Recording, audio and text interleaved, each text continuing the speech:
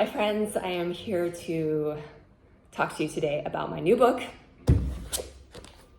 The Alchemy of Symbols, how to use the power of images to transform your life. I spent the past couple of years writing this book, and what it is about is how everyone, not just artists, but people can look to the images that they've surrounded themselves with in their life and learn about themselves, and even choose to surround themselves with symbols that are life-affirming and manifesting what they want to see. So a couple of examples. So behind me, I have a painting of some peaches that I created. The art philosopher Dennis Dutton would say that we're drawn to images like this because I can look at those peaches and say, oh, I want to pick it and eat it.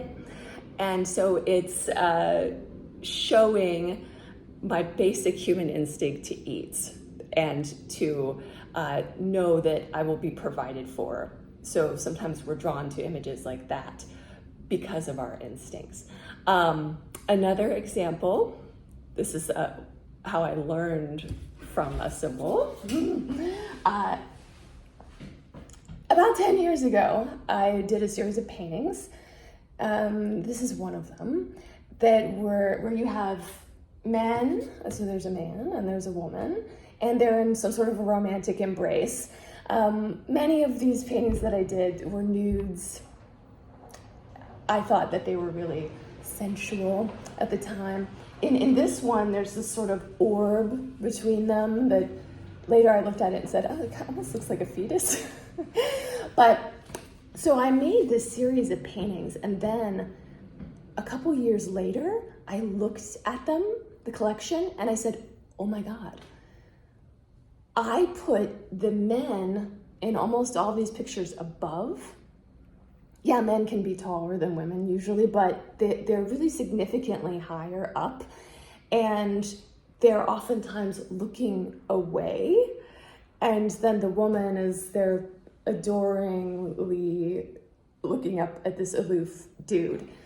And I realized in this aha moment that, oh, this image was reflecting my core belief, if you will, that men are aloof and don't really want to have an equal, fun-loving partnership. And of course this is based on certain life experiences.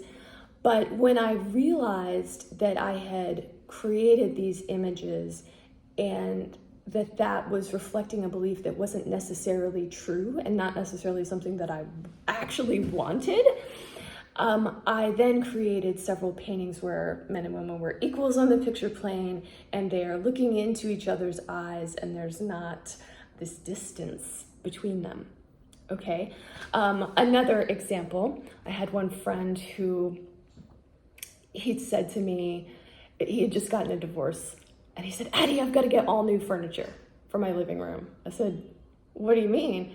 He said, I all of a sudden looked at my living room and I saw that there's 2 big armchairs, and this is where my wife used to sit, and I sat over here, and there's this big island of a coffee table between them, and I want my next relationship to be closer. I want to get a love seat. And I said, great. So when we look at the objects that we've surrounded ourselves with and what they might symbolically represent and say about ourselves, we can resculpt our lives and transform things to get to the place we actually want to be.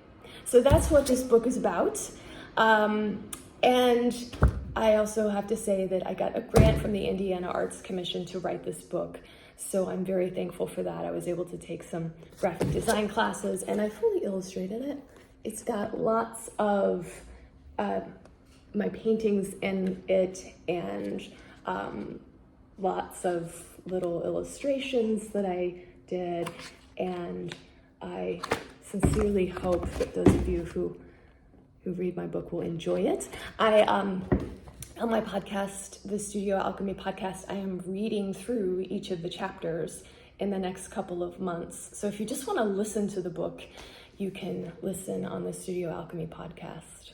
Oh, and we're having a book launch party on October 6th at my art studio in Indianapolis. So I hope to see you there.